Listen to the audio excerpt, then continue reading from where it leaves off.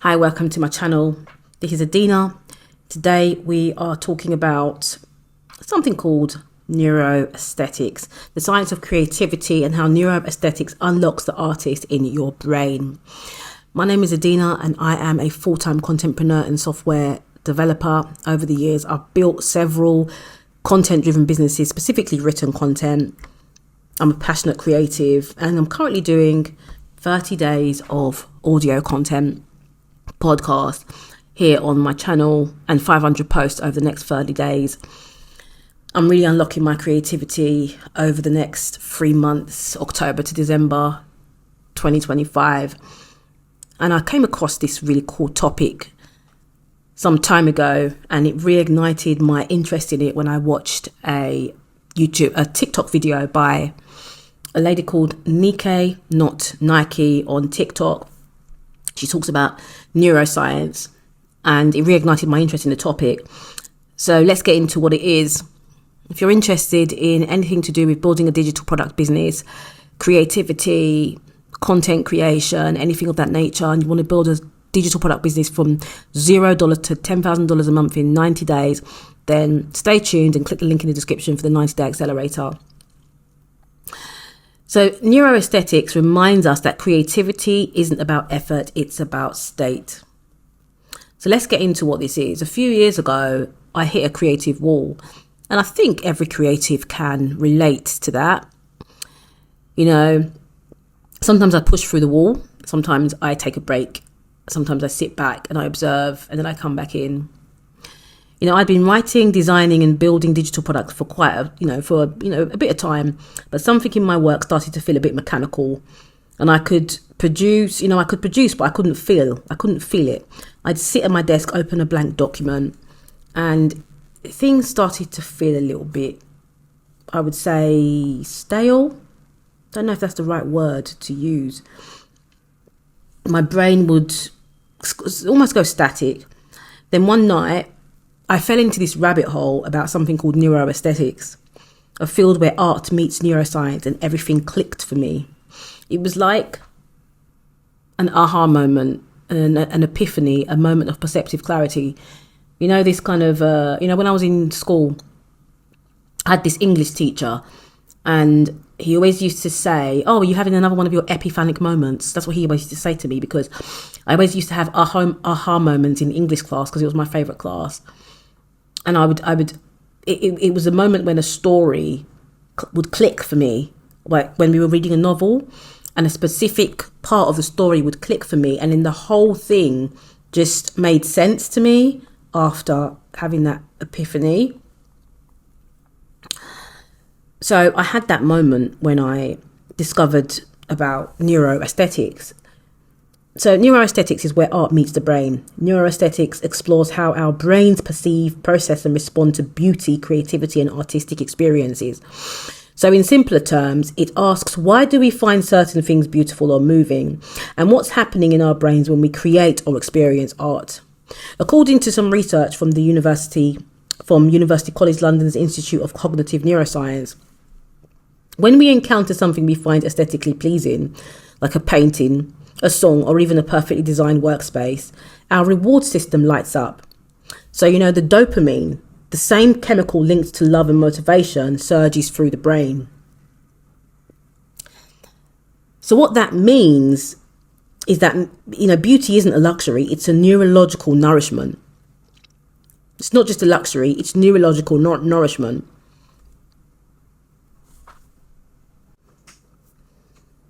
It's like I said, beauty isn't a luxury, it's neurological nourishment. So what happens when you create? When you're in the creative zone, and this is what psychologists sometimes call flow, your brain enters a unique rhythm. And the prefrontal cortex, which handles self-criticism and overthinking, it quiets down. So I don't know if you've ever done those colouring books, the mandala, I think they're called, colouring books. At one point they were really, really, really popular, and they're, adult colouring. And they say it helps with anxiety. It makes sense. It makes sense because often when you're doing that colouring, you do enter flow state. Your brain enters that unique rhythm.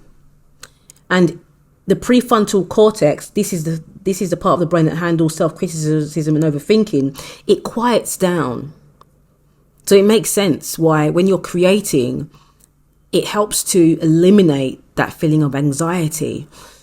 When you think about it, people that are hyper creative, the ones that become really, really successful in their fields, when you think about those people, a lot of the time they're troubled individuals. They have a lot of, issues with mental health. And often they need to create all the time, but you can't create all the time. And so at, phases when they're just not creating anything at all, they might end up going down the path of sort of, taking narcotics or anything like that, because they want that feeling back. So meanwhile, the default mode network associated with imagination and daydreaming comes alive. That's why time disappears when you paint, write, film or design. You're literally in a different state of consciousness. One design for invention. This state is the state that is designed for invention. A study published in Frontiers in Human Neuroscience found that artistic creation enhances brain connectivity in regions linked to emotion, memory, and sensory integration. In other words, making art doesn't just express who you are, it rewires who you become.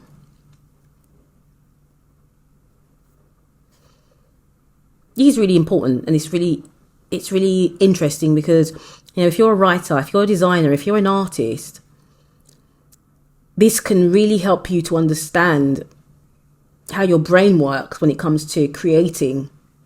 It can also help you understand how the human brain works in general and how people perceive your work and how it makes them feel.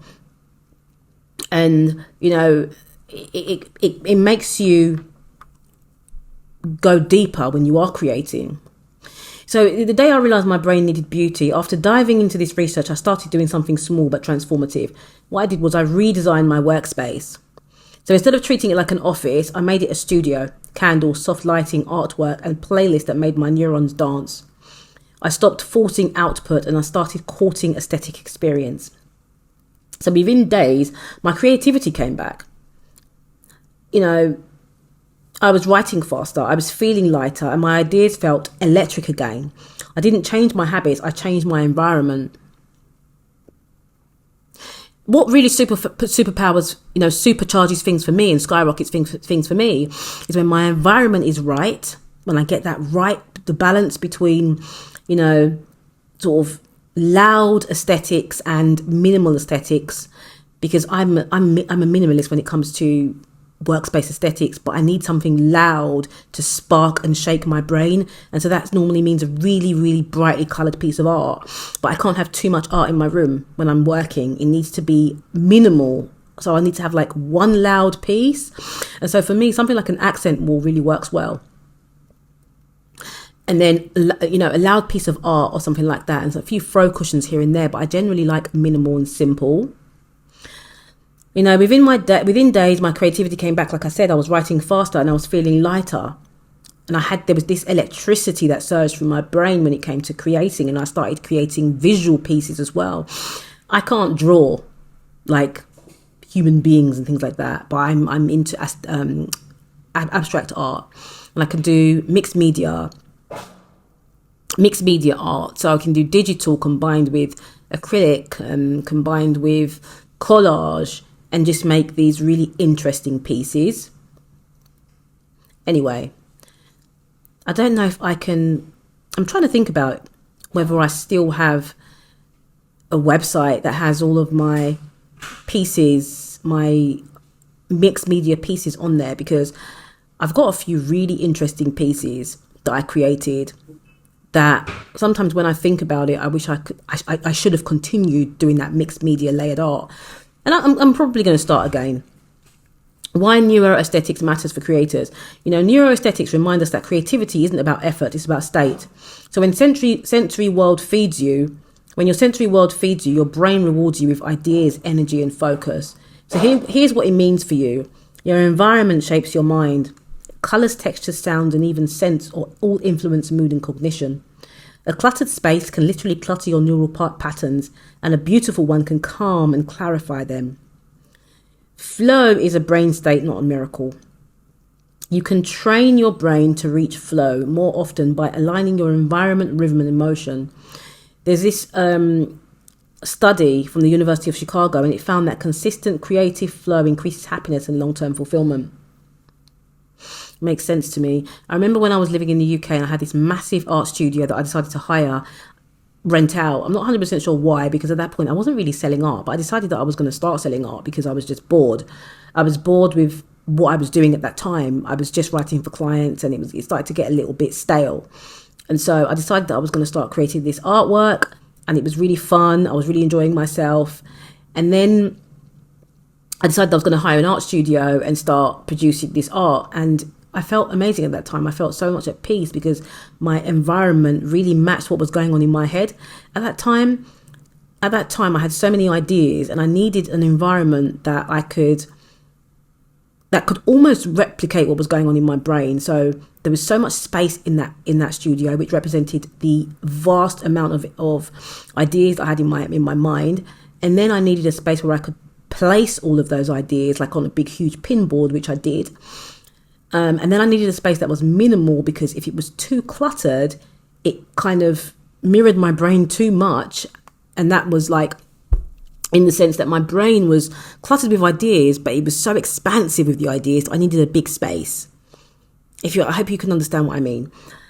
So when you intentionally experience beauty, whether it's art, nature, or movement, you're giving your nervous system a reset, and you regulate emotion, reduce stress, and activate creativity.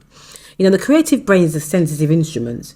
So as creators, we often try to force genius, but the truth is creativity is less about discipline and more about receptivity.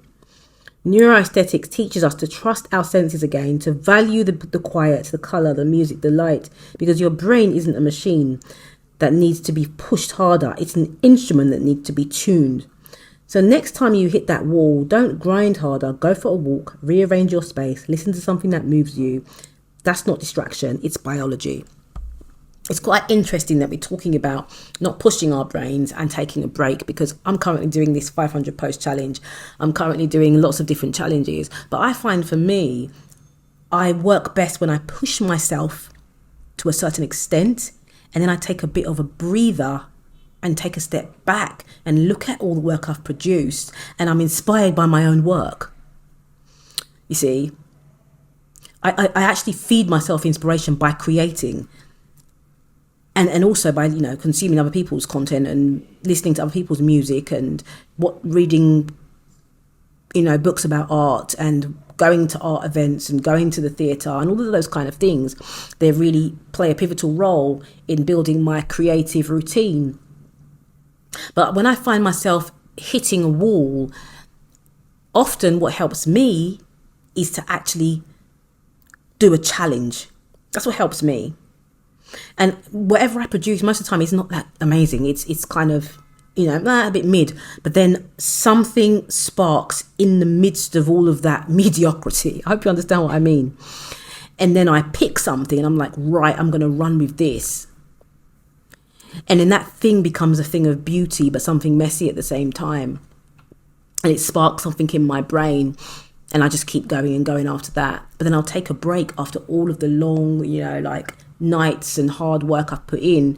I will take a break and I'll sit back and I'll look at all the vast pieces that I've created, and I'll take one piece as inspiration for me, and it sparks something in my brain, and I just keep going after that. Or I take a break and I don't create something for a while, and I just consume. I listen to lots of music, especially classical music.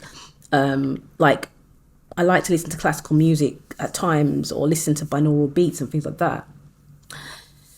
So anyway, I really hope this helped. I'm going to leave a list of some of the books that you can read about this topic. I'm going to leave also some links in the description for my 90-day accelerator, my ideation mastery guide that I have available, which I think is an amazing guide. And if I can remember, I've written an article about boosting your creativity, and I'm going to leave a link to that in the description as well. So this is day 2 of my 30 days of audio content. So please do subscribe if you want to hear some amazing audio pieces about storytelling, creativity, building digital businesses, and all of that. Take care. Bye.